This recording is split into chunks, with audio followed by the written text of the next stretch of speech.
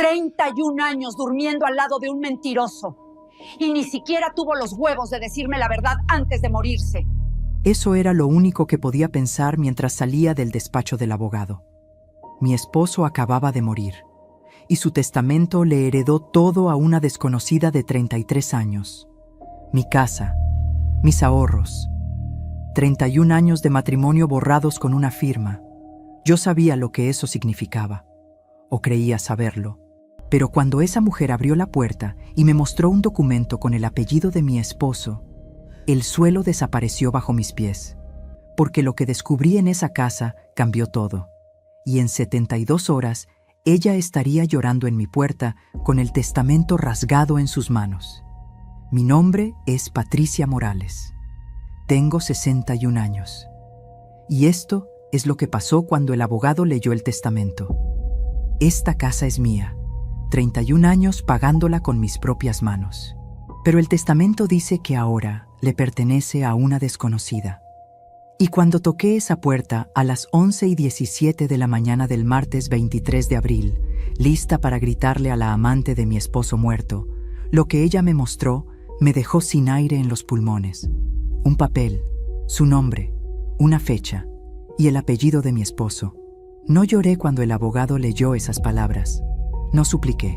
Soy maestra jubilada. Pasé 37 años enseñando matemáticas y detectando mentiras en los ojos de adolescentes.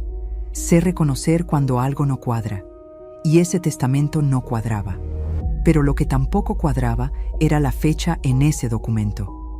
2 años después de mi boda. 2 años después de que Roberto me prometiera ante Dios que yo era la única. Tomé mi bolso, miré al abogado a los ojos y dije con una calma que hasta a mí me asustó: voy a conocer a esa mujer, y cuando regrese, alguien va a tener que explicarme muchas cosas.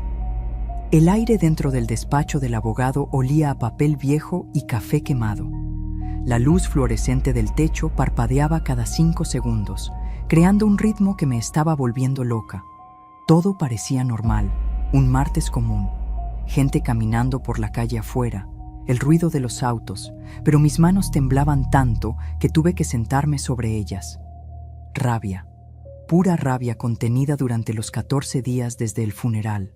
Hace 2 semanas enterré al hombre con quien compartí 31 años de matrimonio, Roberto Morales. 63 años. Infarto fulminante a las 6:15 de la mañana del 9 de abril. Cayó en la cocina mientras yo preparaba el desayuno. Ni siquiera tuvo tiempo de decir adiós. Pensé que ese era el peor dolor que podría sentir. Estaba equivocada. El funeral fue un martes. Llovió. Recuerdo el olor a tierra mojada mezclándose con el de las flores blancas que mis hijos llevaron. Mis 3 hijos. Carlos, 42 años. Andrea, 39. Y Daniela, la más pequeña, 35. Los crié en esa casa de la calle Morelos, número 347. La casa que ahora, según un papel firmado 6 meses antes de la muerte de Roberto, ya no es mía. Durante el funeral, la madre de Roberto, doña Estela, de 87 años, se mantuvo en silencio. Demasiado silencio. Sus ojos evitaban los míos. Yo lo noté entonces, pero no le di importancia. Estaba llorando a mi esposo. No tenía cabeza para sospechas. Qué ingenua fui. Una semana después del entierro, el abogado Jiménez me llamó. Necesito que venga a mi despacho, señora Morales. Es sobre el testamento de su esposo. Su voz sonaba incómoda, como si tuviera que darme malas noticias. Y las tenía. El despacho quedaba en el centro, a 20 minutos de mi casa. De mi casa. Todavía la llamaba así. Entré a las 10:30 de la mañana del martes 23 de abril. El abogado Jiménez tenía un folder manila sobre el escritorio. No me ofreció café. Eso debió advertirme. Señora Patricia, su esposo dejó instrucciones muy específicas y luego leyó: la casa de la calle Morelos, las cuentas de ahorro, los certificados de inversión. Todo. Absolutamente todo iba para una tal Mónica Herrera Solís. 33 años, dirección en la colonia Jardines del Sur. Yo no conocía a ninguna Mónica Herrera, pero mi cerebro de inmediato armó la única explicación lógica: La amante. Sentí que el piso se movía bajo mis pies. 31 años. 11.315 días construyendo esa vida. Pagando esa casa con mi sueldo de maestra cuando Roberto perdió su trabajo en el 2009. Pintando cada pared. Eligiendo cada mueble. Criando a mis hijos en esa sala. Y ahora una desconocida se quedaba con todo. El abogado seguía hablando, pero yo ya no escuchaba. Solo veía la dirección escrita en el testamento. Calle Jazmín, número 112. Pero antes de continuar, revisa si ya estás suscrito al canal y deja tu like. Y dime en los comentarios, ¿desde dónde del mundo me estás escuchando? De verdad quiero saber hasta dónde ha llegado mi historia. Salí del despacho a las 11:03 de la mañana. El sol brillaba, hacía calor, la gente caminaba normal, comprando pan, hablando por teléfono, viviendo vidas normales, y yo acababa de perder la mía. Pero no lloré. No en la calle, no donde alguien pudiera verme. 37 años enseñando me enseñaron a mantener la compostura. Hasta en el infierno una mantiene la frente en alto. Saqué mi teléfono, busqué la dirección. Calle Jazmín, número 112. A 32 minutos de donde estaba. No llamé a mis hijos, no llamé a nadie.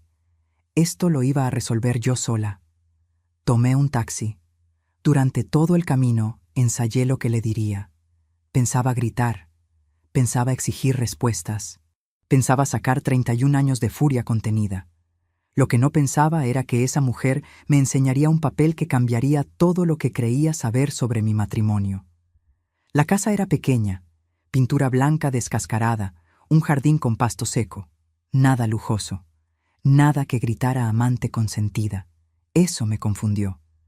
Toqué el timbre a las 11:17 de la mañana. Escuché pasos del otro lado. La puerta se abrió. Era joven, mucho más joven de lo que esperaba. Cabello negro largo, ojos color café. Y cuando me vio, su rostro se puso pálido, como si supiera exactamente quién era yo. «¿Señora Patricia?» Su voz temblaba. Yo asentí. No confiaba en mi propia voz todavía. Ella tragó saliva. «Yo sabía que usted vendría. Pase, por favor. Necesito mostrarle algo. No entiendo por qué entré. Tal vez era curiosidad. Tal vez necesitaba ver con mis propios ojos dónde Roberto gastó el dinero que yo creía que era para nuestro futuro.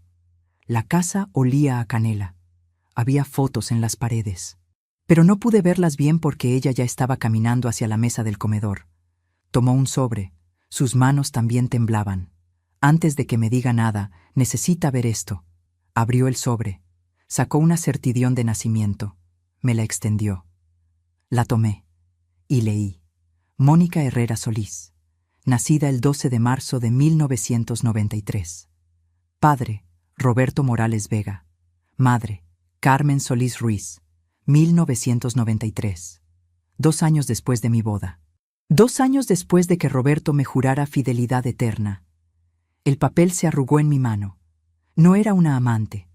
Era su hija. Una hija que nunca me mencionó.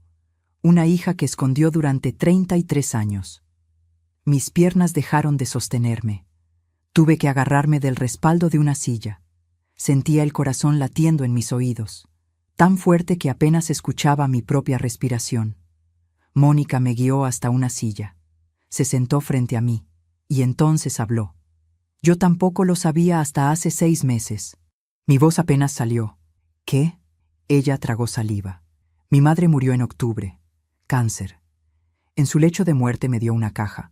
Adentro estaban las cartas que le mandó durante años, y un sobre con dinero, cada mes, durante 33 años. Nunca vino a verme, nunca me llamó. Solo mandaba dinero, como si eso fuera suficiente. Sus ojos se llenaron de lágrimas. Pero había algo más en su voz. Un defecto, una manera de arrastrar ciertas sílabas. Sentí un escalofrío recorrerme la espalda. Mi hija Daniela hablaba exactamente así. Exactamente. El mismo defecto desde pequeña.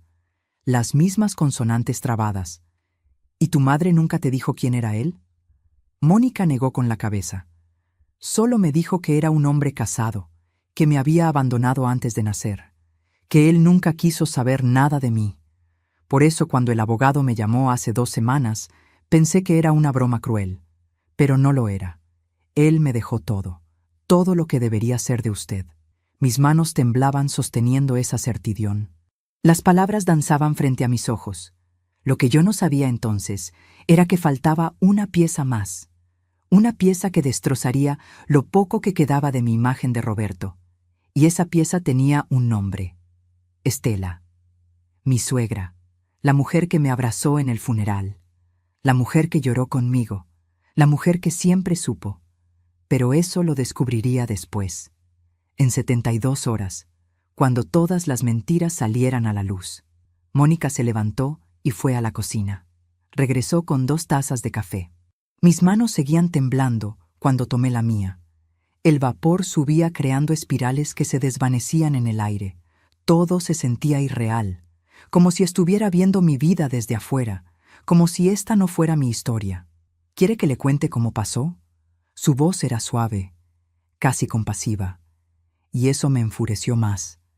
No quería su compasión, quería respuestas, quería entender cómo el hombre con el que dormí durante 11.315 noches pudo esconderme esto. Asentí. Pero no confié en mi voz para hablar. Mi madre se llamaba Carmen Solís. Trabajaba limpiando oficinas en el centro. Conoció a Roberto a finales de 1989. Él acababa de conseguir trabajo en una empresa de contabilidad. En ese entonces aún no estaba comprometido con usted. Ella limpiaba ese edificio. Mónica tomó aire. Mi madre me contó que él era encantador, que le traía café, que se quedaba después de su turno para hablar con ella, que le prometió que dejaría a su esposa. Ahí estaba. La frase que toda mujer engañada teme escuchar. Dejaría a su esposa. Yo era la esposa que según Roberto iba a dejar. Pero nunca lo hizo. 33 años después seguía casado conmigo. O había estado. Hasta que su corazón decidió detenerse a las 6:15 de la mañana del 9 de abril. Cuando mi madre le dijo que estaba embarazada, en marzo de 1990, él entró en pánico. Desapareció por 2 meses. No contestaba llamadas. Cambió de rutina. Mónica miró su taza. Luego, en mayo, le dijo la verdad, que había conocido a otra mujer, que se iba a casar con ella, que lo sentía pero no podía reconocerme. Mi madre no lo volvió a buscar hasta después de que yo naciera. Entonces sí fue a su casa, en el verano de 1991. Me dijo que lo vio con una mujer embarazada en el jardín, usted, y un bebé pequeño, y entendió que él había elegido. Que nosotras nunca seríamos parte de esa elección. Carlos, mi hijo mayor, nació en julio de 1991, 4 meses después de que naciera Mónica. Cuando Carmen lo vio jugando en el jardín, ya tenía casi 2 años. Yo estaba embarazada de Andrea. Recordaba esos días. Roberto jugando con él en el jardín los domingos, yo preparando la comida, creyendo que éramos una familia feliz. Mientras en algún lugar de la ciudad, Carmen limpiaba oficinas con mi hija creciendo en su vientre. ¿Y el dinero? ¿Cuándo empezó a mandar dinero? La voz me salió más dura de lo que pretendía. Mónica se encogió un poco. Cuando yo tenía 3 meses, mi madre dice que él apareció una noche. Le dio un sobre con efectivo. Le dijo que vendría cada mes, pero que nunca quería verme, que no existía para él. Y cumplió. Durante 33 años mandó dinero. Nunca faltó un mes, pero tampoco vino nunca. Hice cálculos mentales rápidos. 37 años enseñando matemáticas me habían dado esa habilidad. Mónica nació en marzo de 1993. Roberto empezó a mandarle dinero 3 meses después. Junio de 1993. Ese verano yo estaba embarazada de Andrea, con náuseas todo el día, y Roberto salía 2 veces al mes diciendo que tenía juntas de trabajo. Juntas de trabajo. Mentiras. Todo había sido mentiras. ¿Cuánto? ¿Cuánto te mandaba? Mónica bajó la mirada. 2,000 pesos al mes. Durante 33 años. Hice el cálculo. 79,000 pesos en total. No era una fortuna, pero tampoco era poco. Y yo trabajando doble turno cuando Roberto perdió su empleo en 2009, dando clases particulares los fines de semana, vendiendo postres para sacar dinero extra, mientras él mandaba 2,000 pesos mensuales a una hija que según él no existía. Algo no cuadraba. Si Roberto la había ignorado durante 33 años, ¿por qué de repente le dejaba todo en el testamento? ¿Qué había cambiado? Mónica pareció leer mi mente, porque me hizo la pregunta antes de que yo pudiera formularla. ¿Se pregunta por qué me lo dejó todo? Asentí. Ella se levantó. Fue a un cajón. Sacó un sobre arrugado. Lo puso sobre la mesa frente a mí. Esta carta llegó junto con el testamento. Es de alguien que usted conoce muy bien. Tomé el sobre. Mis dedos rozaron el papel grueso. Papel caro. No era la letra de Roberto. Era letra de mujer. Letra temblorosa de persona mayor. Y entonces vi el nombre en el remitente. Estela Vega de Morales, mi suegra. El aire se congeló en mis pulmones. Abrí la carta. La fecha era del 20 de octubre del año pasado, 5 meses antes de la muerte de Roberto, y las primeras líneas me quitaron el aliento. Mónica, me estoy muriendo. Los doctores me dan 3 meses, tal vez 4, y no puedo irme sin arreglar el error más grande de mi vida. Yo sabía de ti desde el principio. Tu madre vino a buscar a Roberto cuando tenías 2 meses. Yo abrí la puerta. Yo la corrí. Yo le dije que mi hijo nunca te reconocería, que no quería bastardos ensuciando el apellido Morales. Mis ojos se llenaron de lágrimas. Seguí leyendo. Las palabras se volvían borrosas. Le exigí a Roberto que te mantuviera en secreto, que mandara dinero para que se callaran, pero que nunca te viera, que nunca te reconociera. Y él obedeció. Durante 33 años obedeció. Pero ahora que estoy frente a la muerte, entiendo que fui yo la que cometió el pecado. No tu madre. No tú. Yo. La carta continuaba. Estela le contaba a Mónica que había obligado a Roberto a hacer un testamento. Que si él moría primero, todo debía ir para ella. La hija que él nunca conoció. La hija que ella había rechazado. Era su manera de pedir perdón. Su manera de arreglar décadas de crueldad. Solté la carta. Mis manos temblaban tanto que el papel cayó al suelo. Estela. La mujer que me enseñó a hacer el mole de Roberto. La que cuidó a mis hijos cuando yo trabajaba. La que me abrazó en mi boda y me dijo que era la hija que nunca tuvo. Esa mujer había sabido todo el tiempo. Había orquestado todo. Había convertido a su hijo en un mentiroso. Y a mí en una tonta. ¿Ella murió? Mi voz sonaba hueca. Mónica asintió. 3 semanas después de mandarme esa carta. 1 de noviembre. Doña Estela había muerto el 1 de noviembre. Yo estaba ahí, en el hospital, sosteniendo su mano. Mientras ella cerraba los ojos me dijo, «Cuida a Roberto, Patty. Prométeme que lo cuidarás». Y yo se lo prometí, sin saber que ella acababa de destruir mi futuro con ese testamento. Lo que yo no sabía entonces era que Mónica no me había contado todo. Había algo más, algo en las fechas, algo que no cuadraba. Y cuando lo descubriera 3 días después, cuando Mónica llegara a mi puerta llorando con el testamento rasgado, entendería que la traición de Roberto era mucho peor de lo que imaginaba, porque la fecha en esa certidumbre de nacimiento escondía un secreto que cambiaría todo. Me quedé sentada en esa silla durante 17 minutos. Sé que fueron exactamente 17 porque miraba el reloj en la pared cada 30 segundos, como si el tiempo pudiera darme respuestas. Las 11:34, las 11:35, las 11:36. Mónica no hablaba, solo esperaba. Esperaba a que yo procesara que mi vida entera había sido construida sobre mentiras. ¿Sabes qué es lo peor? No es el engaño. Es darme cuenta de todas las veces que lo supe.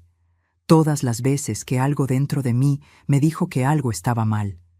Y yo elegí ignorarlo, porque era más fácil creer en la mentira que enfrentar la verdad. 1993. Febrero. Yo tenía 6 meses de embarazo de Andrea. Roberto llegaba tarde los martes y jueves, siempre los mismos días. siempre con la misma excusa.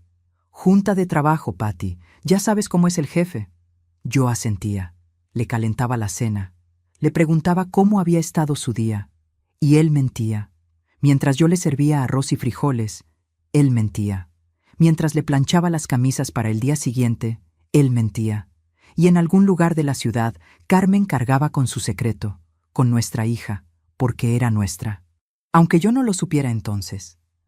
Abril de 1993. Encontré un recibo en el bolsillo de su pantalón. 2,000 pesos en efectivo retirados del banco. Le pregunté para qué era. Me dijo que había ayudado a un compañero de trabajo. Un compañero que tenía problemas. Yo le creí. Y seguí creyéndole cada mes.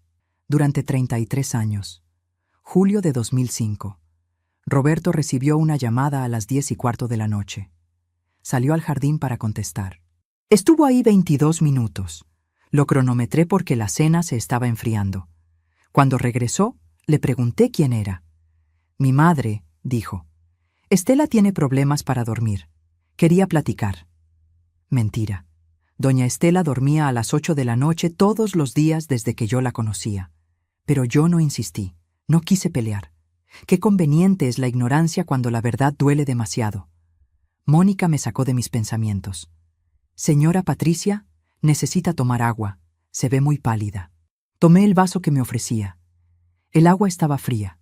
Me quemaba la garganta al bajar, como si hasta el agua rechazara estar dentro de mí.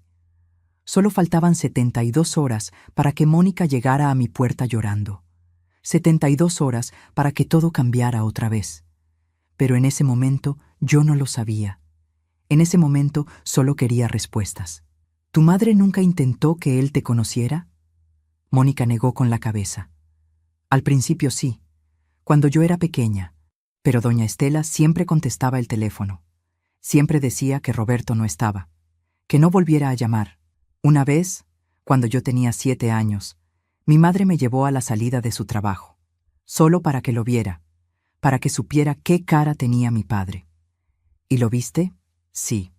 Iba saliendo del edificio, con otros hombres, reía, se veía feliz, y yo era solo una niña de 7 años parada en la acera con su madre, invisible, menos que invisible, inexistente. Mi madre me apretó la mano y me dijo, «Ya viste, ese es tu papá, pero para él tú no existes, y nunca volveremos a buscarlo». Las lágrimas corrían por las mejillas de Mónica, pero había algo en su voz, algo que sonaba demasiado familiar, ese defecto al hablar, esas consonantes arrastradas, exactamente como Daniela, mi hija menor, 35 años, con el mismo problema del habla desde los 4 años. La llevamos con especialistas, con terapeutas. Nadie pudo corregirlo completamente. Es genético, dijeron los doctores. Viene de familia, viene de familia. Roberto nunca tuvo ese defecto. Yo tampoco, pero su hermano sí. El tío de Roberto que murió en los 80. Yo había visto fotos, había escuchado historias. Hablaba exactamente así. Y ahora 2 de las hijas de Roberto tenían lo mismo. 2 hijas que nunca se habían conocido. 2 hijas que compartían el mismo defecto, la misma sangre, el mismo padre mentiroso. Por un momento pensé que al menos había sido solo una vez. Un error. Una noche de debilidad en 1992. Una aventura que duró unos meses y terminó. Que después de eso Roberto había sido fiel. Que los siguientes 31 años habían sido solo míos. Quería creer eso. Necesitaba creer eso. ¿Tu madre volvió a verlo después de que nacieras? Mónica tomó aire. Una vez más.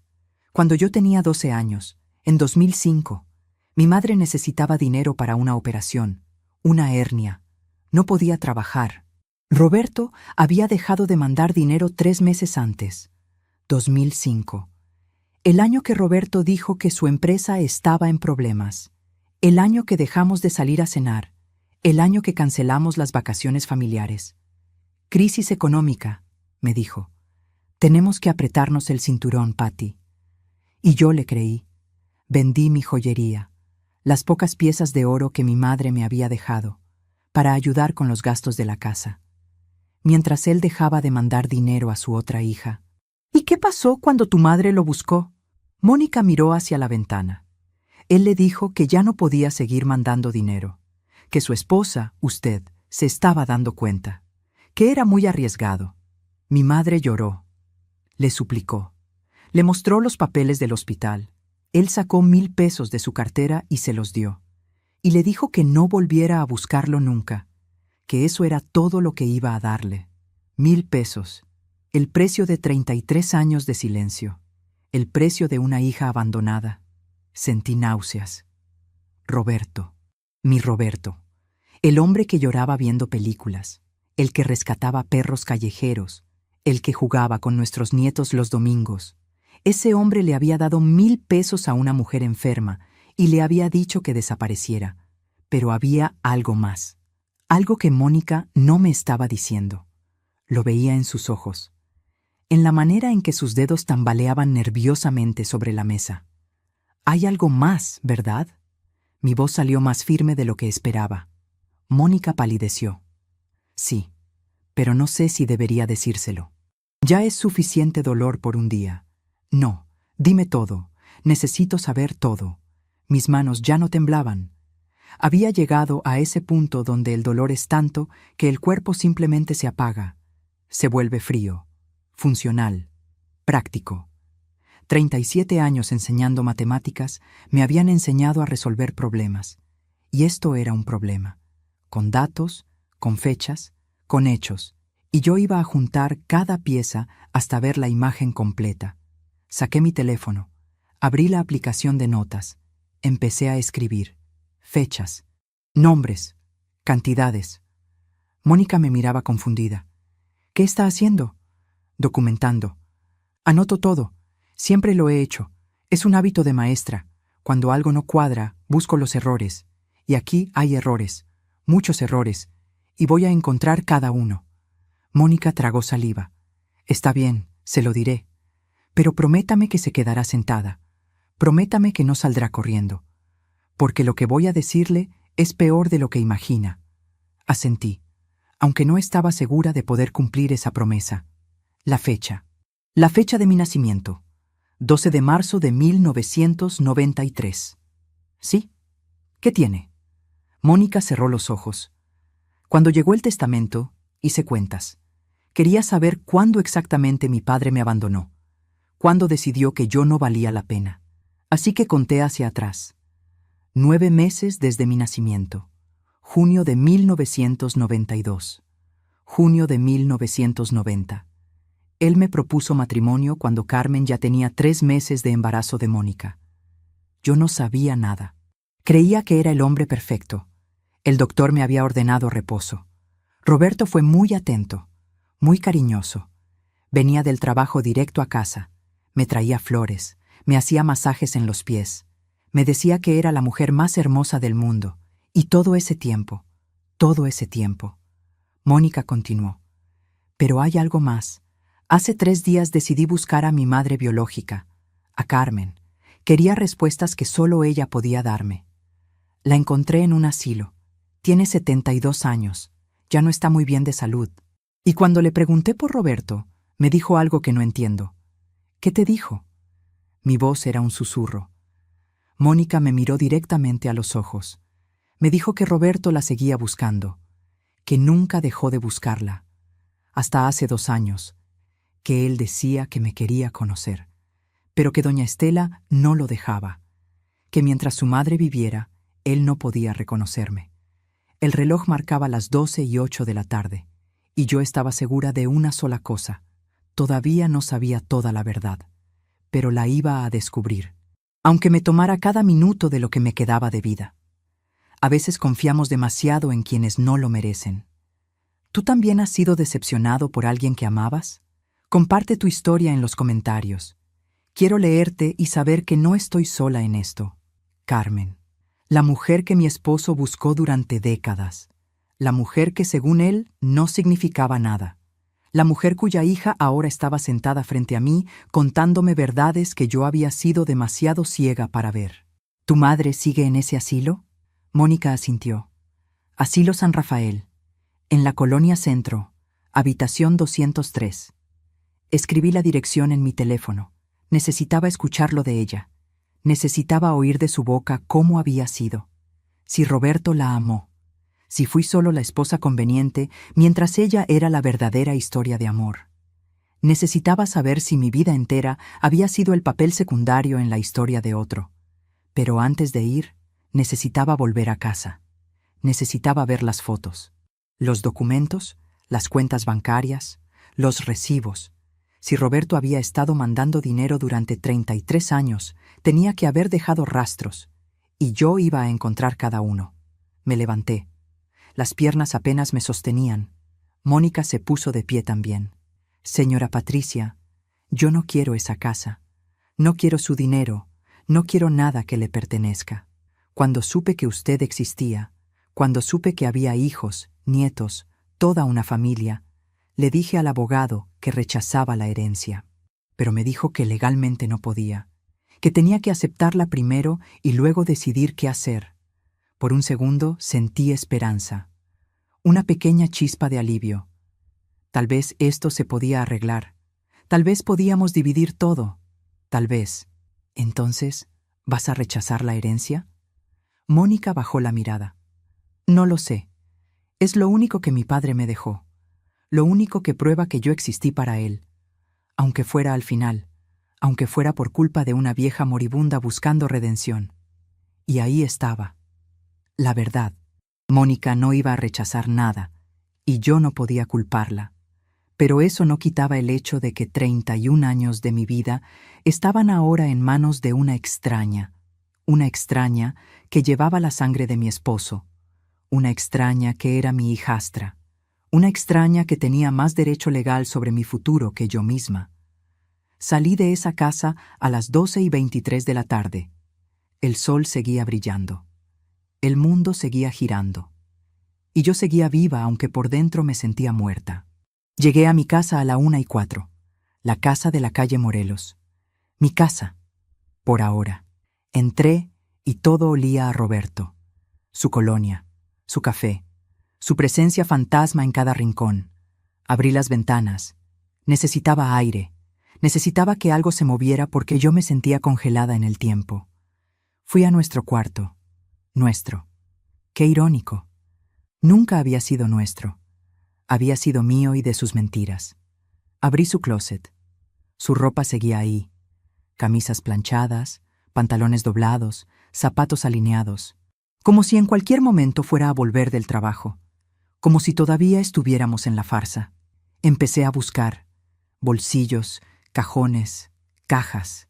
Encontré recibos de restaurantes, de gasolineras, de tiendas, todos normales, todos explicables. Y entonces encontré algo en el bolsillo interior de un saco negro. El saco que usaba para ocasiones especiales. Una fotografía, pequeña, tamaño cartera, doblada por la mitad. La abrí, y el aire se me escapó. Era una niña, 5 o 6 años, cabello negro largo, sonrisa con dientes chuecos, uniforme escolar, y detrás, con letra de Roberto, Mónica, primer año de primaria, 1998. 1998, el año que Andrea hizo su primera comunión, el año que Carlos ganó un premio de matemáticas, el año que yo organicé la fiesta de 15 años de la hija de mi hermana en nuestra casa, el año que Roberto dijo que no teníamos dinero para un viaje familiar, y todo ese tiempo llevaba una foto de ella en su bolsillo. La llevaba consigo, mientras nos tomaba fotos a nosotros, mientras sonreía en las cenas familiares, mientras me besaba en las mañanas. La llevaba consigo. No lloré. Algo dentro de mí se había roto tanto que las lágrimas ya no encontraban salida. Solo doblé la foto y la guardé en mi bolso. Evidencia. Todo era evidencia ahora. Seguí buscando. En su escritorio encontré una caja de metal, cerrada con llave. La llave estaba en su llavero. El llavero que la policía me había devuelto junto con su cartera y su reloj después del infarto. Abrí la caja. Adentro había cartas, docenas de cartas, todas con el mismo remitente, Estela Vega de Morales, mi suegra, fechas desde 1993 hasta el año pasado. Tomé una al azar, fechada en marzo de 2010. Roberto, te prohíbo que vayas a ver a esa bastarda. Me lo prometiste. Mientras yo viva, esa niña no entra a esta familia. Le mandas el dinero y punto. Es lo único que merece. Si Patricia se entera, la culpa será tuya. Recuerda quién pagó tu educación. Recuerda quién te salvó cuando perdiste tu trabajo. Me debes obediencia. No lo olvides. Mamá. 2010. El año que Roberto perdió su trabajo. El año que yo vendí mis cosas para ayudar con los gastos. El año que me dijo que su madre nos había prestado dinero. Dinero que nunca llegó a mis manos. Dinero que, según él, habíamos usado para pagar deudas. Mentiras. Todo habían sido mentiras. Leí otra carta. 2015. Año nuevo. Roberto. Me enteré que la buscaste en Navidad, que llevaste un regalo para la bastarda. ¿En qué estabas pensando? Tienes una familia real. Patricia y tus hijos son tu familia. Esa mujer y su cría no son nada. Si vuelves a buscarlas, le diré todo a Patricia. Destruiré tu matrimonio. ¿Me entiendes? Mamá. Roberto la había buscado. En Navidad de 2015. Navidad de 2015. Yo recordaba esa Navidad. Roberto salió en la tarde del 24. Dijo que iba a comprar el vino que había olvidado. Tardó 3 horas. 3 horas. Volvió con 2 botellas baratas y una excusa sobre el tráfico. Yo le creí. Y le serví la cena. Y brindamos. Y cantamos villancicos. Mientras él cargaba el peso de haber visto a su otra hija. La hija que, según su madre, era una bastarda que no merecía ni su apellido. Pero lo que me rompió fue la última carta, fechada en octubre del año pasado, justo antes de que Estela muriera. Roberto, me quedan semanas de vida y necesito arreglar lo que hice mal. Obligué al abogado Jiménez a redactar un testamento. Cuando mueras, todo irá para Mónica, la niña que rechacé, la niña que convertí en un secreto. Es la única manera de pedirle perdón. Sé que Patricia sufrirá, pero ella es fuerte. Ella sobrevivirá. Ella siempre sobrevive. En cambio, Mónica no tiene a nadie. Solo tiene lo que tú le dejes. No intentes cambiar el testamento. Ya está firmado. Ya está sellado. Si lo intentas, tengo instrucciones de que el abogado le cuente todo a Patricia, de todas formas. Haz esto por mí. Es lo último que te pediré. Mamá. Ella es fuerte. Ella sobrevivirá. Ella siempre sobrevive.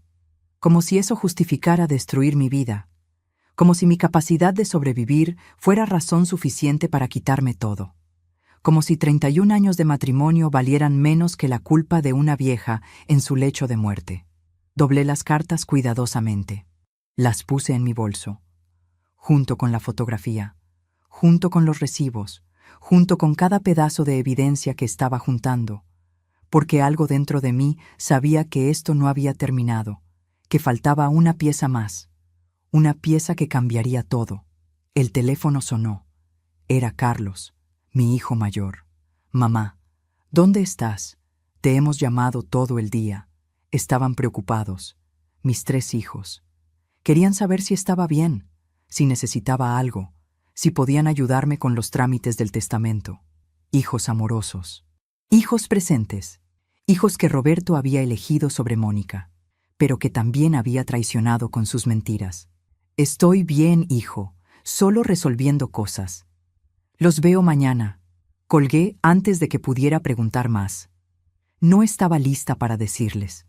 No estaba lista para ver sus caras cuando supieran que su padre había tenido otra hija, que su abuela había sido cruel, que su familia perfecta había sido una mentira.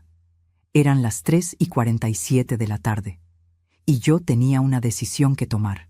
Podía quedarme en casa llorando, o podía ir al asilo San Rafael, habitación 203, a escuchar la versión de Carmen, la otra mujer, la mujer que conoció a Roberto antes que la máscara, la mujer que tal vez sabía quién era él realmente. Me cambié de ropa, me puse la blusa que mi madre me había regalado hace 20 años. La blusa de lino blanco con bordados en el cuello. simple, digna. Me miré en el espejo. 61 años, cabello gris, arrugas en la frente, ojos cansados, pero la frente en alto. Siempre la frente en alto. No iba a darle el gusto a nadie de verme destruida. Me destruiría en privado. Pero en público, Patricia Morales caminaba con dignidad. Salí de casa a las 4:12, y en exactamente 68 horas, todo lo que creía saber volvería a cambiar.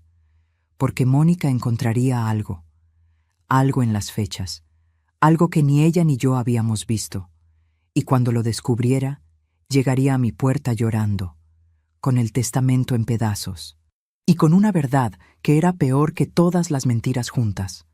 El asilo San Rafael olía a desinfectante y a comida recalentada. Las paredes eran color crema, el tipo de color que intenta ser alegre pero solo logra ser triste. Una enfermera en la recepción me miró con la misma sonrisa cansada que probablemente le daba a todos los visitantes. Vengo a ver a Carmen Solís. Habitación 203. La enfermera revisó su computadora. Es familiar de la señora Carmen. Dudé. Mentí. Sí, soy su cuñada.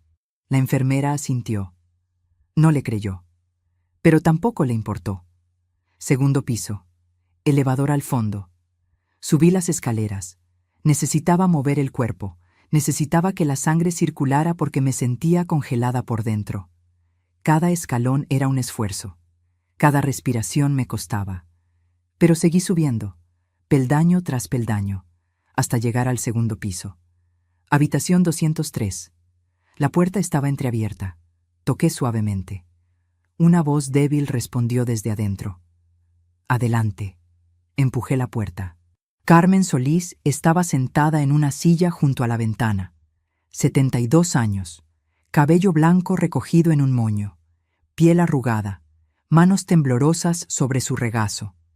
Me miró con ojos que todavía eran brillantes, inteligentes, llenos de vida a pesar del cuerpo frágil. ¿Usted es Patricia? Me sorprendió que supiera mi nombre, que supiera quién era yo. Asentí. No encontraba palabras. Ella sonrió tristemente. Mónica me llamó hace una hora. Me dijo que la había visitado, que le había mostrado las cartas. Sabía que vendría. Siéntese, por favor. Tenemos mucho de qué hablar. Me senté en la cama. La única otra silla de la habitación estaba ocupada por ella. El colchón se hundió bajo mi peso. Carmen me miraba con una expresión que no podía descifrar. ¿Era compasión? ¿Lástima? ¿Culpa? Usted quiere saber si yo lo amé, si Roberto me amó, si su matrimonio fue real o fue solo una mentira conveniente. Su voz era suave pero firme, directa. Aprecié eso. Sí, eso quiero saber. Mi voz apenas salió. Carmen tomó aire. Lo amé. Durante 2 años lo amé con la intensidad estúpida de una mujer de 28 años que cree que el amor lo puede todo. Roberto era encantador, divertido. Me hacía sentir especial.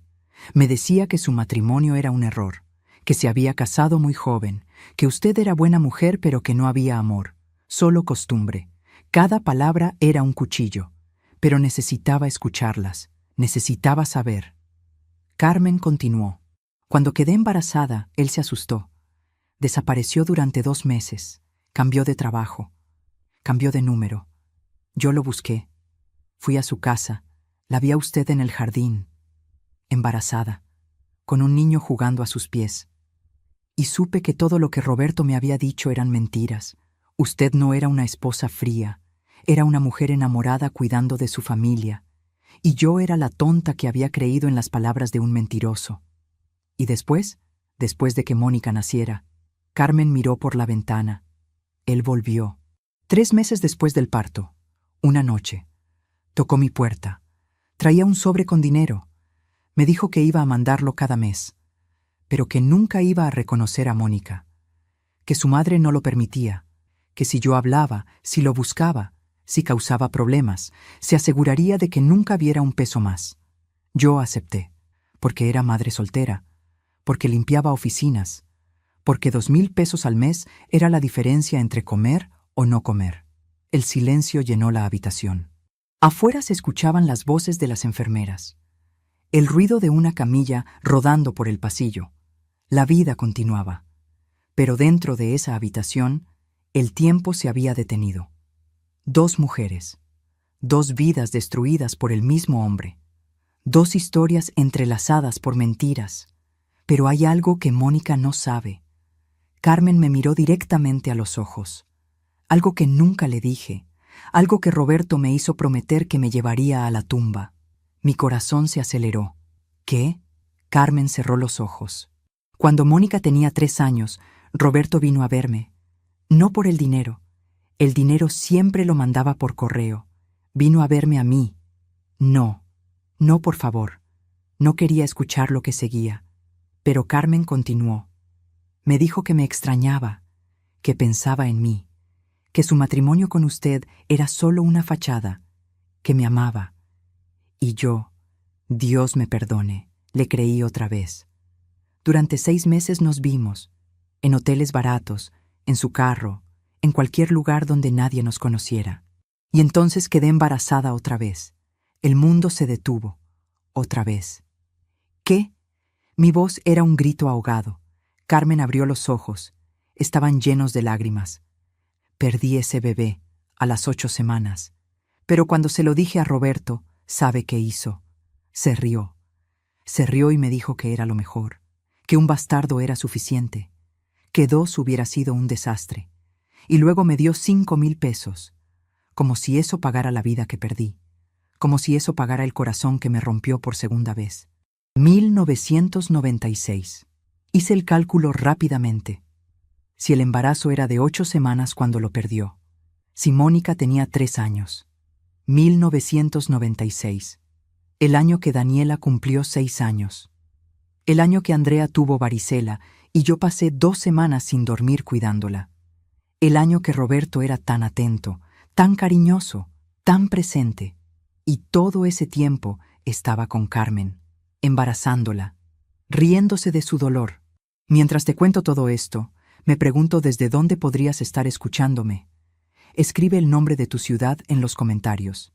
Me encantaría saber hasta dónde están llegando mis palabras. Después de eso no lo volví a ver. Solo el dinero que llegaba cada mes. Puntual, como un reloj, durante 30 años. Hasta que hace 2 años dejó de llegar. Carmen se limpió las lágrimas.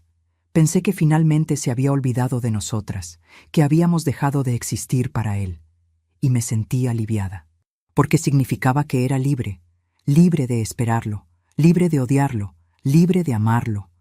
Pero entonces Mónica me trajo la noticia, el testamento, la herencia, y entendí que nunca fuimos libres, que él seguía controlando nuestras vidas incluso desde la tumba. Me levanté. Las piernas me temblaban. Necesitaba salir. Necesitaba aire.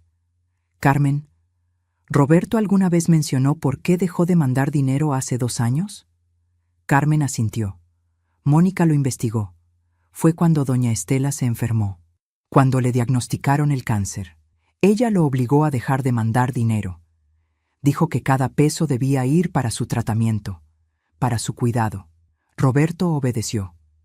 Como siempre, obedecía a su madre, doña Estela, la mujer que yo cuidé durante su enfermedad, la mujer que me pedía que me quedara con ella en el hospital, que le leyera, que le diera de comer. Yo dejé mi trabajo de medio tiempo para cuidarla esos últimos 6 meses, y ella usó ese tiempo para planear cómo quitarme todo. Usó su enfermedad para manipular a Roberto, para controlar hasta el último detalle de su venganza, porque eso era, venganza, no redención. Estela no quería salvar a Mónica, quería castigarme a mí, por ser la esposa que su hijo eligió, por ser la madre de sus nietos legítimos, por tener lo que Carmen nunca tuvo, un apellido, un lugar, una familia. Solo faltaban 64 horas. 64 horas para que Mónica descubriera la última pieza del rompecabezas. La pieza que yo todavía no veía. La pieza que cambiaría todo otra vez. Salí del asilo a las 5:32 de la tarde. El sol comenzaba a ocultarse. El cielo era color naranja y rosa. Hermoso, cruel en su belleza. Caminé hasta mi carro, cerré la puerta, y ahí, donde nadie podía verme, donde nadie podía juzgarme, finalmente lloré. Grité. Golpeé el volante con mis puños hasta que me dolieron las manos. Solté 31 años de rabia, de dolor, de traición. Lloré por la Patricia que creyó en su matrimonio. Lloré por la Patricia que defendía a Roberto ante sus amigas cuando decían que ningún hombre era confiable. Lloré por la Patricia que vendió su joyería, que trabajó doble turno, que sacrificó sus sueños. Lloré por todas las Patricias que fui, y por la Patricia que nunca volvería a ser, cuando ya no me quedaban lágrimas, cuando mi garganta estaba en carne viva de tanto gritar. Saqué mi teléfono. Busqué el contacto. Abogada Ramírez. Una amiga de la universidad, especialista en herencias, en testamentos, en encontrar huecos legales. Marqué. Ella contestó al tercer timbre. Patricia, qué sorpresa. ¿Cómo estás? No estoy bien, Lucía. Y necesito tu ayuda. Necesito que revises un testamento. Necesito saber si hay manera de impugnarlo. Y necesito saber hasta dónde puedo llegar legalmente para recuperar lo que es mío. Lucía escuchó mientras yo le contaba todo, cada detalle, cada fecha, cada carta. Cuando terminé, ella guardó silencio durante largos segundos. Finalmente habló. Patricia, no puedo prometerte nada, pero mándame todo lo que tienes, fotos de las cartas, copias del testamento, todo. Voy a revisarlo. Y si hay un hueco, lo voy a encontrar. Colgué. Eran las 6:17 de la tarde del martes 23 de abril. Y por primera vez desde que salí del despacho del abogado, sentí algo parecido a la esperanza. No era mucho, apenas una chispa, pero era suficiente para seguir adelante. Lo que yo no sabía era que no iba a necesitar encontrar un hueco legal, porque en 60 horas, Mónica descubriría algo que haría que todo el testamento fuera irrelevante. Algo en las fechas. Algo que nadie había visto. Ni el abogado, ni Estela, ni Roberto, ni siquiera yo. Y cuando lo descubriera, vendría a mi puerta, llorando, con el testamento hecho pedazos en sus manos, y con una verdad que era peor que todas las mentiras anteriores. Llegué a casa a las 7:04 de la noche. La casa estaba oscura, fría. Encendí todas las luces, cada lámpara, cada foco. Necesitaba luz. Necesitaba ver todo con claridad porque había pasado 31 años en la oscuridad. Fui al estudio de Roberto, su santuario, el lugar donde pasaba horas según él trabajando, revisando cuentas, haciendo presupuestos. Empecé a abrir cada cajón, a sacar cada papel, a fotografiar cada documento. Lucía los necesitaba. Pero más que eso, yo necesitaba saber. Necesitaba ver exactamente cuánto había gastado Roberto en sus mentiras. En el tercer cajón encontré una libreta vieja, de esas con espiral y hojas amarillentas. La abrí, y ahí estaba. La contabilidad perfecta de un mentiroso. Columnas pulcras, fechas exactas, cantidades precisas. Marzo 1993, Carmen, 2,000 pesos. Abril 1993, Carmen, 2,000 pesos. Mayo 1993, Carmen, 2,000 pesos. Seguía, página tras página, año tras año, 33 años de pagos mensuales. 2,000 pesos cada mes. 79,200 pesos en total. Pero había más. Había otras anotaciones. Diciembre 1998, regalo Mónica Navidad, 500 pesos. Agosto 2005, Hospital Carmen, 1,000 pesos. Marzo 2010, cumpleaños. Mónica 17, 800 pesos. Él la había recordado. En Navidades, en cumpleaños, en emergencias. No eran solo pagos automáticos.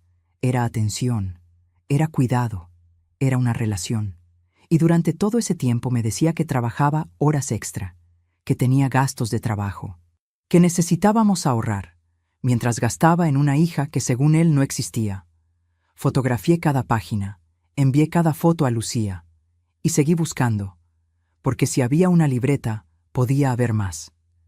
En el closet, Detrás de cajas de zapatos viejos, encontré otra caja de metal, más grande, sin llave a la vista. La saqué. Pesaba. La llevé a la cocina, busqué un martillo y la abrí. El metal cedió al tercer golpe. Adentro había dinero. Fajos de billetes atados con ligas. Conté. 50,000 pesos. Y una nota escrita a mano, con letra de Roberto, para Mónica, por si algo me pasa. Que sepa que pensé en ella. 50,000 pesos escondidos. Mientras yo pagaba la luz con mi pensión. Mientras compraba lo más barato en el mercado. Mientras le decía a mis hijos que no podía ayudarlos económicamente porque la pensión apenas alcanzaba. 50,000 pesos que él guardaba para la hija que abandonó. Mientras a mí me daba excusas. Tomé el dinero. Lo guardé en mi bolso. Era mío ahora. Evidencia. O justicia. No estaba segura. Solo sabía que no lo iba a dejar ahí, para que el abogado se lo diera a Mónica junto con todo lo demás. El teléfono sonó. Era Andrea, mi hija del medio. «Mamá, Carlos dice que estás rara, que colgaste muy rápido. ¿Estás bien? ¿Necesitas que vaya?» Su voz estaba llena de preocupación, de amor, de ese amor que Roberto no le dio a Mónica. Y sentí rabia porque mis hijos eran buenos, eran presentes, eran todo lo que él no fue. «Estoy bien, mi amor, solo cansada. Ya sabes, los trámites del testamento son agotadores. Nos vemos mañana». Mentí, como él me había mentido, porque algunas verdades son demasiado pesadas para compartirlas por teléfono. Colgué. Eran las 8:37 de la noche, y entonces lo vi. Un sobre manila debajo de la pila de papeles que había sacado del escritorio. Lo abrí. Adentro había extractos bancarios, de una cuenta que no conocía. Banco Nacional. Cuenta número 489-5632-147. A nombre de Roberto Morales Vega. Revisé los movimientos, depósitos mensuales, retiros mensuales, pero no eran 2,000 pesos, eran 5,000 cada mes. Durante los últimos 10 años, 50,000 pesos al año, 500,000 pesos en total. Mi mente trabajaba rápido. En la libreta decía 2,000 pesos al mes. En la cuenta bancaria eran 5,000. ¿Dónde estaban los otros 3,000? ¿A dónde iban? Carmen solo recibía 2,000. Mónica nunca mencionó más dinero. Entonces, ¿dónde? Seguí revisando. Y entonces vi otro nombre en las transferencias. Transferencia mensual. Estela Vega de Morales. 3,000 pesos cada mes. Durante 10 años. 360,000 pesos. Roberto le pagaba a su madre. 3,000 pesos mensuales. ¿Por qué? ¿Por su silencio? ¿Por su complicidad? ¿Por mantener el secreto? Doña Estela, la mujer que siempre decía que no necesitaba nada, que su pensión le alcanzaba. La mujer que yo cuidé durante su enfermedad, me estaba cobrando. Roberto le pagaba por mantener la boca cerrada, por amenazarlo, por controlarlo. Y cuando ella se enfermó, cuando necesitó más dinero para su tratamiento, le exigió que dejara de mandar dinero a Carmen, porque todo debía ser para ella, hasta el último peso. Fotografié todo, cada extracto, cada transferencia. Lo mandé a Lucía y escribí: «Esto es extorsión. Esto prueba que mi suegra lo manipulaba. ¿Sirve de algo?» Lucía respondió en segundos: «Sigue buscando. Esto es oro. Necesito más». Volví al estudio. Saqué todo. Cada papel, cada carpeta, cada documento. La alfombra estaba cubierta de evidencia, de pruebas, de 31 años de mentiras documentadas. Y entonces encontré algo que no esperaba. Un documento legal, fechado en septiembre del año pasado, 6 meses antes de la muerte de Roberto. Un documento de cambio de testamento. Pero este no le dejaba nada a Mónica. Este testamento me dejaba todo a mí. Con fecha de septiembre, firmado por Roberto. Certificado por un notario diferente. Había 2 testamentos. Uno de septiembre que me favorecía. Uno de octubre, un mes después, que favorecía a Mónica. ¿Cuál era válido? El más reciente según la ley, el de octubre. el que Estela lo había obligado a hacer. Pero el de septiembre probaba algo. Probaba que Roberto había querido dejarme todo, que había ido con un notario por voluntad propia, y que un mes después, cuando Estela se estaba muriendo, ella lo había obligado a cambiar todo. Esto era coerción, esto era manipulación, esto podía invalidar el testamento de octubre. Llamé a Lucía. Eran las 10:11 de la noche. Ella contestó al primer timbre. Dime que encontraste algo bueno. Le conté sobre los 2 testamentos, sobre las transferencias a Estela, sobre el dinero escondido, sobre todo. Lucía silbó. Patricia, esto cambia todo. Mañana a primera hora vamos con el juez. Esto es coerción de un moribundo. Esto es extorsión. Esto puede anular el testamento de octubre. Pero necesito que traigas todo. Original. Cada papel, cada foto. Todo. Mañana sería el día. 60 horas después de leer el testamento, iba a pelear. Iba a usar cada papel, cada mentira, cada transferencia. Iba a demostrar que Estela había manipulado a su hijo, que el testamento no era válido, que mi casa seguía siendo mía. Pero lo que ninguna de nosotras sabía era que Mónica estaba haciendo sus propias investigaciones, que ella también había encontrado algo. Algo en las fechas de su nacimiento, algo que cambiaría todo el caso, algo que haría que ningún testamento importara. Me quedé despierta toda la noche, organizando papeles, haciendo copias, creando una carpeta con cada evidencia, cronológicamente ordenada, como una buena maestra, paso por paso, mentira por mentira, peso por peso. A las 3:42 de la madrugada encontré algo más. Una póliza de seguro de vida, a nombre de Roberto, con beneficiaria, Patricia Morales. 500,000 pesos. 500,000 pesos que nadie había mencionado, que el abogado Jiménez no había incluido en el testamento, porque no formaba parte del testamento. Era un documento separado, con beneficiaria irrevocable. Yo llamé a Lucía aunque era de madrugada. Esto nos da apalancamiento, dijo. Si peleamos el testamento y perdemos, al menos tienes el seguro. 500,000 pesos. No es todo, pero es algo. Es un respiro. Un respiro. Después de 31 años, merecía más que un respiro. Merecía justicia. Merecía verdad. Merecía todo lo que había construido con mis propias manos.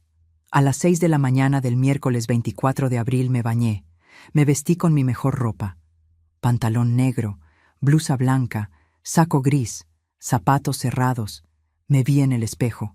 Parecía abogada, parecía profesional, parecía alguien que sabía lo que hacía, aunque por dentro temblaba de miedo y rabia. Lucía pasó por mí a las 7:30. Traía café, 2 tazas. Las necesitábamos. En el carro revisamos todo otra vez, cada papel, cada foto, cada argumento. Íbamos a ver al juez Moreno, un hombre justo según Lucía, un hombre que odiaba la manipulación de ancianos, un hombre que podía ayudarnos. Pero cuando llegamos al juzgado a las 8:43, había alguien esperándonos en la entrada. Mónica, con los ojos rojos, con papeles en la mano, con el testamento, roto, hecho pedazos, llorando. Señora Patricia, necesito hablar con usted. Necesito enseñarle algo. Algo que descubrí anoche. Algo sobre mi fecha de nacimiento. Algo que cambia todo. Su voz temblaba. Lucía me miró. Yo miré a Mónica. Y supe que lo que venía no iba a ser bueno. ¿Qué descubriste? Mónica respiró hondo. Revisé mi acta de nacimiento original. La que está en el registro civil. No la copia que tengo en casa. La original. Porque algo no me cuadraba. Y descubrí que la fecha está mal. Muy mal. ¿Mal cómo? Mi corazón latía tan fuerte que lo sentía en la garganta. Mónica me extendió un papel, un acta de nacimiento, original, sellada, certificada, con su nombre, con el nombre de Roberto, con el nombre de Carmen, y con una fecha, 12 de marzo de 1991. 1991. No 1993. 1991. el año que Carlos nació, el año que Roberto y yo llevábamos casados solo 6 meses, el año que yo estaba embarazada por primera vez. La copia que tengo en casa dice 1993, pero es falsa. Mi madre la falsificó, para proteger a Roberto, para que si alguien investigaba, pareciera que nací después. Pero nací antes, nací cuando usted estaba embarazada de su primer hijo. Mónica lloraba. Eso significa que mi padre la engañó desde antes de casarse, que ya estaba con mi madre, que tal vez nunca la amó, que todo fue mentira desde el principio. El mundo se inclinó. Lucía me sostuvo del brazo. 1991. Roberto me pidió matrimonio en junio de 1990. Nos casamos en septiembre. Carlos nació en julio de 1991. Y Mónica nació en marzo, 4 meses antes que Carlos, lo que significaba que cuando Roberto me propuso matrimonio, cuando me juró amor eterno, cuando me prometió fidelidad, Carmen ya estaba embarazada, de 6 meses. Y él lo sabía. Todo había sido mentira. Desde el principio, desde la primera promesa, desde el primer te amo. Me senté en las escaleras del juzgado. Las piernas no me sostenían. El cemento estaba frío bajo mi cuerpo. El sol de la mañana me daba en la cara, pero yo sentía hielo en las venas. Lucía hablaba. Mónica lloraba. Pero yo solo veía esa fecha, 12 de marzo de 1991. Junio de 1990. Roberto me llevó a cenar a un restaurante italiano, el más caro de la ciudad. Pidió vino. Me tomó la mano sobre la mesa. La luz de las velas hacía brillar sus ojos. Patricia, eres el amor de mi vida. Cásate conmigo. Y yo dije que sí. Lloré de felicidad. Llamé a mi madre desde el teléfono del restaurante. Llamé a mis amigas. Grité al mundo que me iba a casar. Y mientras yo gritaba de felicidad, Carmen tenía 3 meses de embarazo. 3 meses cargando a una niña que Roberto ya sabía que existía. Porque los hombres saben, siempre saben. Planeamos la boda para septiembre. 3 meses. Mi madre cosió mi vestido. Blanco, largo, con encaje en las mangas. Yo quería todo perfecto. Roberto era atento, cariñoso. Iba conmigo a probar pasteles, a elegir flores, a revisar el salón. Sonreía en cada foto. Y Carmen crecía. 6 meses de embarazo, 7, 8, sola, limpiando oficinas con una panza que le impedía agacharse. Nos casamos el 14 de septiembre de 1990. Iglesia llena. Mis amigas de damas. Los amigos de Roberto de padrinos. Doña Estela llorando en primera fila. Lágrimas de alegría, dijo. Mentira. Lágrimas de una mujer que sabía que su hijo estaba cometiendo el peor de los pecados. Casarse con una mujer mientras tenía a otra esperando su hijo. La luna de miel fue en Acapulco. 5 días, fotos en la playa, cenas románticas, noches de amor. Y en la ciudad, Carmen entraba a su 9º mes, sola, asustada, esperando al hombre que le había prometido que dejaría a su prometida. Porque las mentiras de Roberto no eran solo para mí, eran para todos. Él le dijo a Carmen que me dejaría, que cancelaría la boda, que ella era su verdadero amor, y le mintió. Se casó conmigo, y la dejó sola, doblemente traicionada. Mónica me tocó el hombro. Su mano temblaba tanto como la mía. Lo siento. Siento tanto que mi existencia le haya causado esto.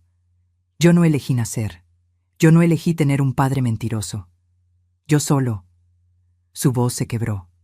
Yo solo quería saber de dónde venía, quién era. Y ahora desearía no haberlo descubierto nunca. La miré. Realmente la miré. Por primera vez desde que abrió esa puerta 2 días atrás. Tenía los ojos de Roberto, la misma forma de nariz, las mismas manos largas, pero tenía algo más. Tenía el mismo peso en los hombros que yo cargaba, el peso de las mentiras de un hombre que nos usó a todas. No es tu culpa. Mi voz salió ronca. Tú eres la víctima tanto como yo, más que yo. Al menos yo tuve un apellido, tuve una casa, tuve hijos reconocidos. Tú solo tuviste silencio y dinero manchado de culpa. Mónica sollozó. Se sentó a mi lado en las escaleras. 2 mujeres, 30 años de diferencia, unidas por el mismo dolor. Lucía guardó los papeles. Patricia, necesito que decidas algo. Podemos seguir con la demanda. Podemos pelear el testamento. Tienes evidencia de coerción de Estela. Tienes probabilidades de ganar. Oh, se detuvo. Podemos buscar otra solución. Una que no requiera que ustedes dos se destruyan en una corte. Miré a Mónica. Ella me miró. Y en sus ojos vi algo que no esperaba. Vi esperanza. Vi deseo de familia. Vi a una niña de 33 años que nunca tuvo padre, que nunca tuvo hermanos, que nunca tuvo un lugar a donde pertenecer. Y yo tenía una casa llena de recuerdos de un mentiroso, una pensión que apenas alcanzaba, y 3 hijos que me amaban, pero que no podían sostenerme económicamente porque tenían sus propias vidas, sus propias familias. ¿Tú qué quieres hacer?, le pregunté a Mónica. Ella se limpió las lágrimas. Yo no quiero su casa. No quiero dormir en la cama donde usted durmió con él. No quiero caminar por pasillos donde sus hijos crecieron. Esa casa es suya. Siempre lo fue. Mi madre falsificó mi acta de nacimiento para proteger a Roberto, para que pareciera que nací después, para que nadie supiera que él la engañó desde antes de casarse. Pero la verdad es la verdad. Y la verdad es que mi padre era un cobarde que nos traicionó a todas. ¿Entonces por qué viniste aquí? ¿Por qué no simplemente rechazaste la herencia? Mónica tragó saliva. Porque el abogado Jiménez me dijo que si rechazaba todo, usted tampoco recibiría nada. Que todo iría a un proceso legal largo, que podían pasar años. Y usted necesita esa casa, necesita ese dinero. Yo tengo trabajo, tengo un departamento rentado, tengo mi vida, pequeña, simple, pero mía. Usted tiene 61 años, no tiene tiempo para esperar años en un proceso legal. Lucía intervino. Es cierto, si Mónica rechaza formalmente la herencia, todo entra en litigio. Los herederos legales son los hijos de Patricia, pero el proceso puede tardar entre 2 y 5 años, y durante ese tiempo nadie puede tocar nada, ni la casa, ni el dinero, ni las cuentas. Nada.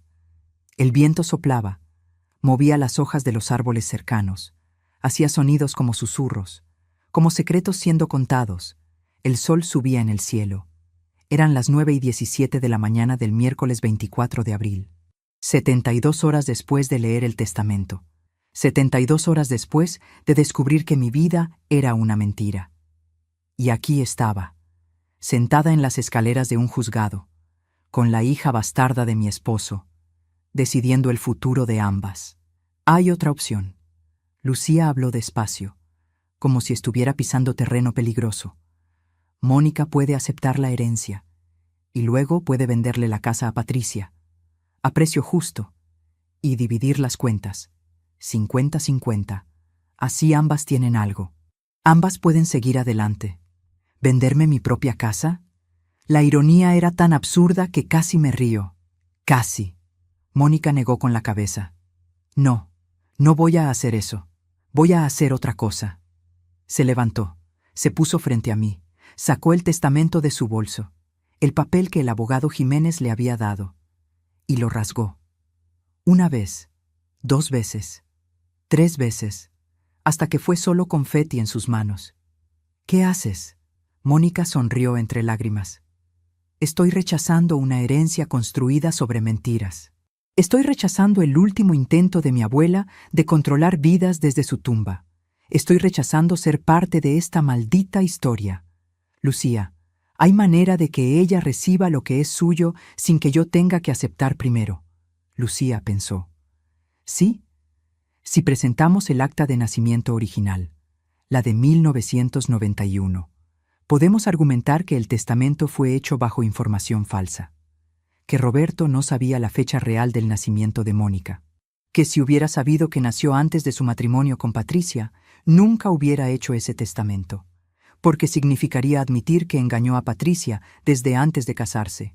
Es complejo, pero se puede hacer. ¿Y funcionaría? Mi voz apenas salía. Lucía asintió.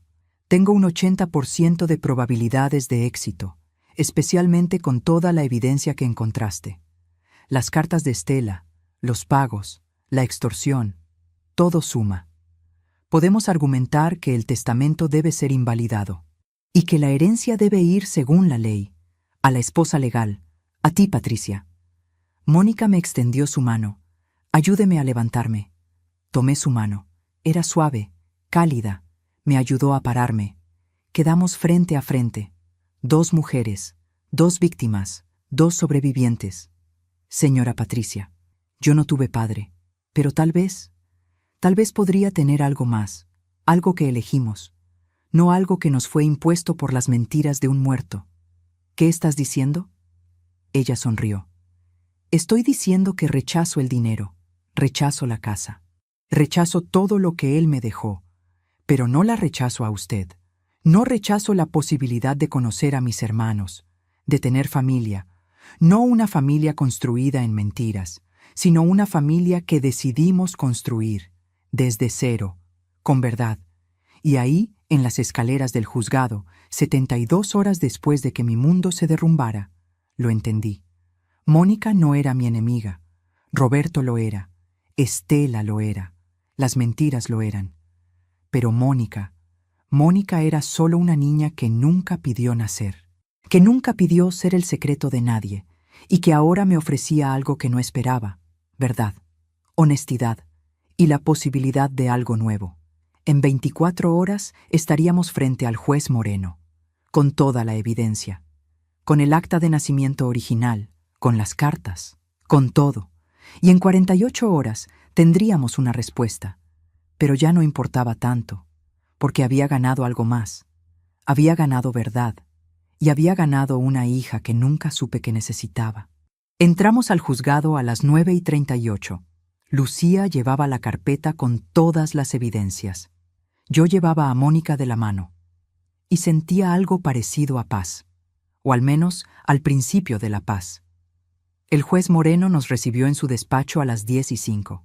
Era un hombre de unos 65 años, cabello blanco, lentes gruesos, expresión seria pero no cruel. Buenos días. Abogada Ramírez, me dijo por teléfono que tenían un caso urgente de testamento bajo coerción.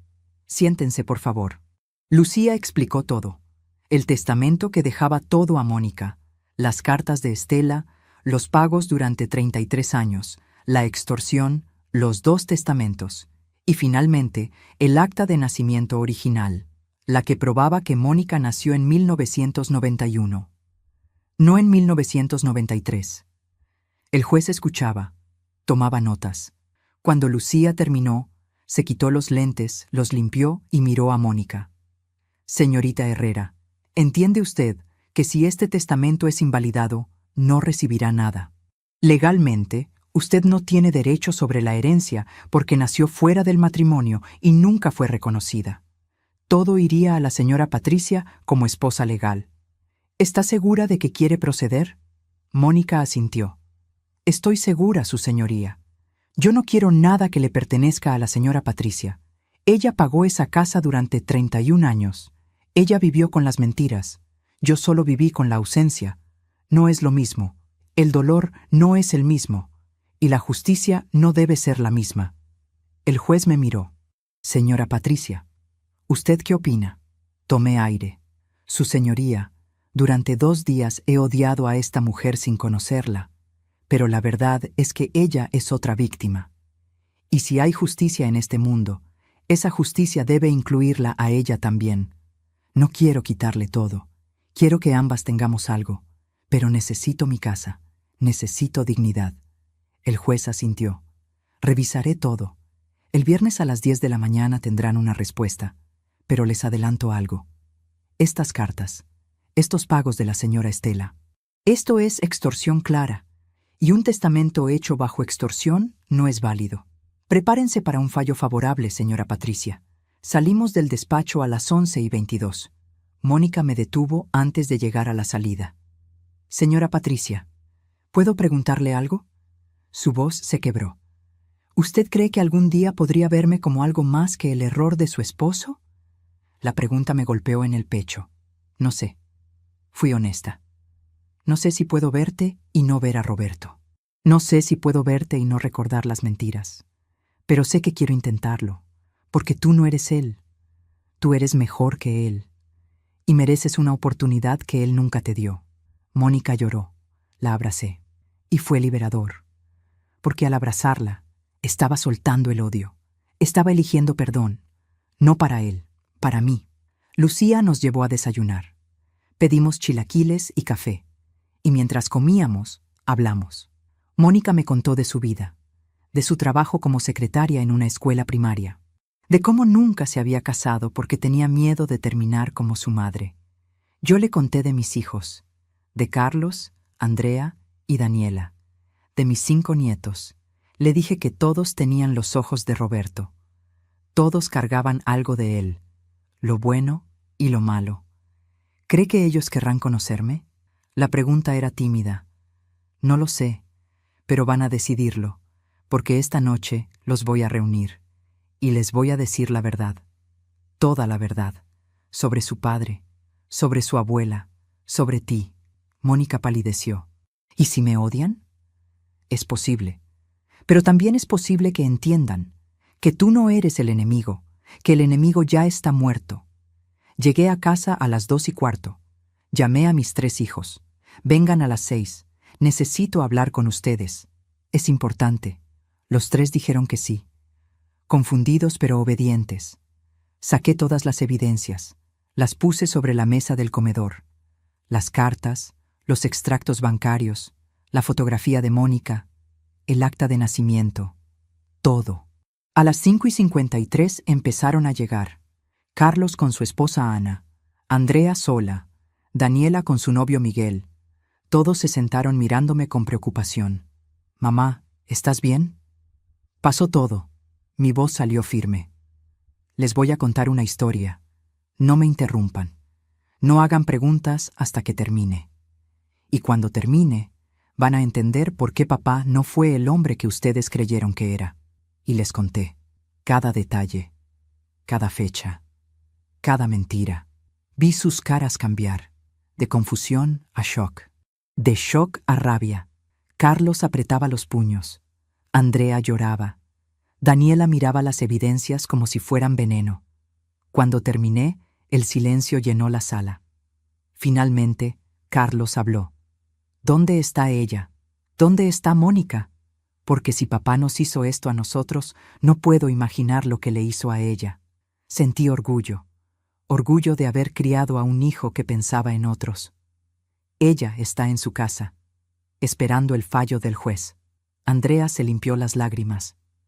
Quiero conocerla. Quiero ver a mi hermana. Porque es mi hermana, ¿verdad? Tiene nuestra sangre. Daniela se tocó la garganta. El defecto del habla. Ella lo tiene también, ¿verdad? Asentí. Exactamente igual que tú. Es genético. Del lado de los Morales. Daniela rió amargamente. Entonces tengo más en común con una desconocida que con el padre que creí conocer. Todavía me pregunto si hice lo correcto. ¿Y tú? ¿Qué habrías hecho en mi lugar? Dime en los comentarios. De verdad quiero saber qué piensas. Les mostré la foto de Mónica a los 6 años. Carlos la tomó. Tiene los ojos de papá. Y la sonrisa. Dios, es como ver fotos de Daniela de pequeña. Andrea la miró también. Es nuestra hermana. Y ella no tiene culpa. Nadie tiene culpa excepto papá y la abuela. No todo. Fui honesta.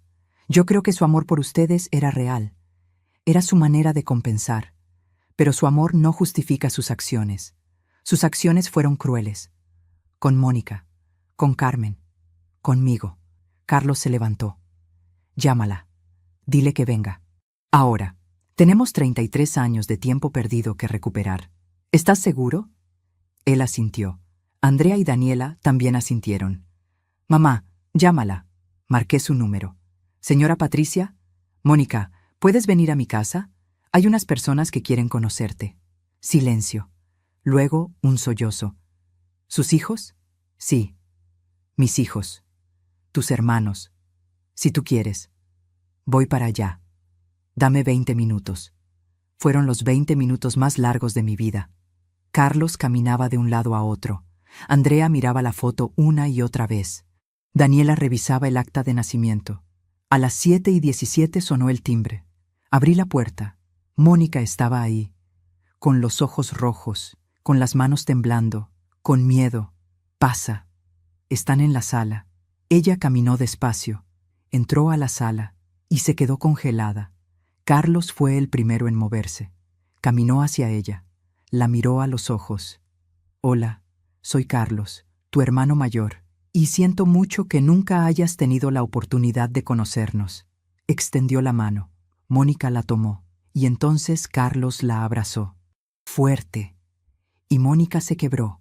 Lloró en el hombro de su hermano, el hermano que nunca supo que tenía. Andrea se unió. Luego Daniela. Los cuatro abrazados, llorando, por el tiempo perdido, por las mentiras, por la familia que debieron ser desde el principio. Y yo los miraba con lágrimas, porque esto era justicia, la justicia humana, la justicia del amor eligiendo ser más fuerte que las mentiras. El viernes a las 10 de la mañana estábamos todos en el juzgado, yo, Mónica, mis 3 hijos, Lucía, esperando el fallo del juez Moreno. Él entró a las 17. Se sentó, abrió la carpeta y leyó. Después de revisar toda la evidencia presentada, este juzgado determina que el testamento fechado en octubre del año pasado fue redactado bajo coerción y extorsión por parte de la señora Estela Vega de Morales. Las cartas presentadas prueban manipulación sistemática. Los pagos mensuales prueban extorsión continua. Por lo tanto, dicho testamento queda invalidado. La herencia del señor Roberto Morales Vega pasa en su totalidad a su esposa legal, la señora Patricia Morales, según dicta la ley. Carlos me sostuvo. Lo había ganado. Había recuperado mi casa, mi futuro, mi dignidad. El juez continuó. Sin embargo, este juzgado recomienda que la señora Patricia considere compartir parte de la herencia con la señorita Mónica Herrera Solís, quien ha demostrado carácter y nobleza. Pero eso queda a discreción de la señora Patricia. Miré a Mónica. Ella miraba al suelo, resignada. Me levanté. Su señoría, no necesito recomendaciones, ya sé lo que voy a hacer. Voy a dividir las cuentas bancarias. 50-50. Mónica recibirá la mitad de los ahorros, la mitad de las inversiones y la mitad del seguro de vida. La casa es mía, pero el dinero es de ambas, porque ambas fuimos víctimas del mismo mentiroso. Mónica levantó la cabeza, sus ojos llenos de lágrimas. No tiene que hacer eso. Sí tengo que hacerlo, porque es justo, porque tú mereces algo de tu padre, y porque quiero que empieces tu vida nueva con algo más que dolor y ausencia. El juez sonrió. Así se hará. Mónica Herrera Solís recibirá el 50% de las cuentas bancarias y certificados de inversión.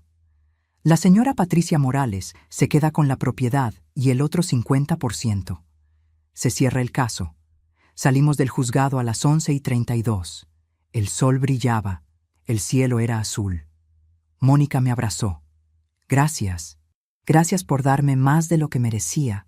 Le devolví el abrazo. Mereces mucho más, y con el tiempo lo tendrás, porque ahora tienes familia, tienes hermanos, y me tienes a mí, no como madre, todavía no sé si puedo ser eso, pero como alguien que te ve, que te reconoce, que te da un lugar. Esa noche cenamos todos juntos, en mi casa, los 5, Carlos, Andrea, Daniela, Mónica y yo. Hice mole, el mole que Estela me enseñó, pero le cambié el sabor, lo hice mío, porque esta era mi cocina, mi mesa, mi familia, reconstruida desde las cenizas de las mentiras. Mónica probó el mole. Está delicioso. Sonreí. Es nuevo, una nueva receta para una nueva vida. Brindamos con agua de Jamaica, por la verdad, por la justicia, por la familia que elegimos construir. Y mientras brindábamos, pensé en Roberto, en su tumba fría, en su legado destruido. Su castigo era que lo recordaríamos no por lo bueno que hizo, sino por las mentiras que vivió. Y ese era un castigo peor que cualquier cosa que yo pudiera haberle hecho. y Estela. Su castigo era que su plan había fallado, que en lugar de destruirme, me había dado algo nuevo, una hija que ella rechazó, una familia más grande. Su último acto de crueldad se convirtió en mi acto de redención. Los muertos no ganan siempre. A veces, los vivos eligen algo mejor. Han pasado 8 meses desde aquel viernes en el juzgado, 8 meses desde que recuperé mi casa y gané una hija que nunca pedí. La casa de la calle Morelos sigue siendo mía, pero ya no huele a Roberto. Cambié las cortinas, pinté las paredes de color azul claro. Regalé su ropa. Quemé las cartas de Estela en el jardín una tarde de junio. Vi cómo 33 años de manipulación desaparecían con el humo, y sentí algo parecido a libertad. Mónica viene a cenar todos los domingos. Siempre trae postre. Se sienta al lado de Daniela. Sus voces suenan casi idénticas cuando hablan. El mismo defecto, la misma sangre. Pero ahora es algo que las une. Carlos la ayudó a encontrar un mejor trabajo. Ahora es coordinadora administrativa en una escuela secundaria. Hace 3 meses compró un pequeño condominio. Nada lujoso, pero suyo, completamente suyo. Y cuando me invitó a conocerlo, lloré. Porque por primera vez en 33 años, Mónica tenía un lugar que nadie podía quitarle. Andrea la llevó a conocer a mis nietos. Los niños la aceptaron con esa simplicidad hermosa que solo ellos tienen. Tía Mónica, les dijimos. Ahora ella va a sus juegos de fútbol y festivales escolares. Y cuando la veo aplaudir en las gradas, veo a Roberto. Pero ya no duele tanto. Ella es mejor que él. Con el dinero que le di, Mónica pagó deudas de su madre. Carmen sigue en el asilo con todo pagado por los próximos 5 años. Yo fui una vez. Carmen me miró con lágrimas. Lo siento, me dijo. Yo tomé su mano. Las dos fuimos engañadas. Las dos merecíamos mejor. El perdón es para nosotras mismas, no para él. Mis hijos procesaron el dolor cada uno a su manera. Carlos dejó de ir al cementerio. Andrea habló con un terapeuta durante 4 meses. Daniela escribió una carta llena de rabia y dolor. La puso en la tumba y nunca volvió. Yo también dejé de ir. La última vez fue en julio. Me paré frente a la lápida. Roberto Morales Vega, esposo amado, padre devoto, mentiras grabadas en piedra. Saqué mi alianza de matrimonio y la puse sobre la tierra. Te di 31 años de mi vida. Te di mi juventud, mi confianza, mi amor. Y tú me diste mentiras. Pero ya no te odio, porque el odio pesa. Así que te dejo aquí, con tus secretos, con tus cobardías. Y yo me voy. Libre, finalmente libre. No volví, porque Roberto ya no vivía en mi cabeza. Los muertos solo tienen el poder que los vivos les damos. Y yo decidí no darle más. El dinero lo invertí bien. Compré un local comercial que rento. Junto con mi pensión, vivo dignamente. Y eso es suficiente. Empecé a tomar clases de pintura. Algo que siempre quise hacer, pero Roberto decía que era un desperdicio. Pinto flores, paisajes, rostros de mujeres saliendo de la oscuridad hacia la luz. Mi instructora dice que tengo talento. Nunca es tarde para empezar algo nuevo. Nunca es tarde para descubrir quién eres cuando las mentiras ya no te definen. Hace 2 semanas el abogado Jiménez me llamó. Había encontrado una carta escrita por Roberto 2 días antes de su muerte. Nunca la envió. ¿La quería? Dudé, pero necesitaba cerrar ese capítulo completamente. El sobre era blanco, simple, mi nombre con su letra. Lo abrí en mi carro con las manos temblando. Patricia. No sé si algún día leerás esto, pero necesito escribirlo. Necesito que sepas que te amé. A mi manera cobarde y rota, te amé. Fui débil, fui controlado por mi madre toda mi vida. Y cuando debí elegir la verdad, elegí el silencio. Mónica existe, y es mi culpa que nunca haya tenido padre. Es mi culpa que Carmen haya vivido en las sombras. Es mi culpa que tu vida fue una mentira. Perdóname si puedes, aunque sé que no merezco tu perdón. Roberto. Doblé la carta. Y no lloré. Esas palabras llegaban tarde. 33 años tarde. Las disculpas que llegan solo cuando el mentiroso siente que se acaba el tiempo No valen nada. Le mostré la carta a Mónica esa noche. Ella la leyó. Me la devolvió. Él sabía. Siempre supo. Y eligió el silencio. Esa es su sentencia. Hay algo que aprendí en estos 8 meses. La sangre no garantiza el respeto. El tiempo compartido no garantiza la verdad. Y el amor no justifica las mentiras. Las personas te mostrarán quiénes son. Créeles. No inventes versiones mejores en tu cabeza. No justifiques lo injustificable. Y si algún día descubres que tu vida fue construida sobre mentiras, recuerda esto. Tú no eres las mentiras. Tú eres quien decides ser después de conocer la verdad. Puedes elegir el odio, o puedes elegir reconstruir, elegir verdad, elegir dignidad, elegir vida. Mónica se ha convertido en Mónica, una mujer que eligió el camino difícil, que rechazó el dinero fácil. Y yo me he convertido en Patricia, no la esposa de Roberto, solo Patricia, una mujer que sobrevivió a la peor traición y decidió que eso no la definiría. Anoche cené con mis 4 hijos. Sí, 4. Porque Mónica es mi hija ahora. No por sangre, sino por elección. La familia que elegimos construir es más fuerte que la familia que nos imponen las circunstancias. Reímos. Contamos historias. Carlos anunció que van a tener otro bebé, y yo miré esa mesa donde 31 años comí con un mentiroso, y ahora comía con verdad, con amor real, con familia real. 31 años durmiendo al lado de un mentiroso. Eso pensé al principio, pero ahora pienso algo diferente. Su cobardía me dio algo que nunca esperé. Me dio fuerza, me dio a Mónica.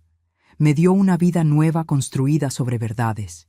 Y si mis nietos algún día preguntan por su abuelo, les diré esto. Era un hombre que no tuvo el valor de vivir con verdad. Pero su cobardía nos enseñó que la verdad duele. Pero las mentiras destruyen. Y que siempre, siempre, debemos elegir el dolor de la verdad sobre la comodidad de la mentira. Algunas puertas, una vez cerradas, se quedan cerradas para siempre. La puerta de mi matrimonio con Roberto está cerrada, con llave, sellada, enterrada. Pero otras puertas se abrieron. Puertas hacia una vida que elegí construir. No la vida que me dieron, sino la vida que merecía. Y esa vida incluye domingos con 4 hijos. Incluye pinturas de mujeres saliendo de la oscuridad. Incluye una casa que huele a nuevo. Incluye dignidad, respeto, verdad. Esta casa sigue siendo mía, pero ahora, finalmente, también soy mía.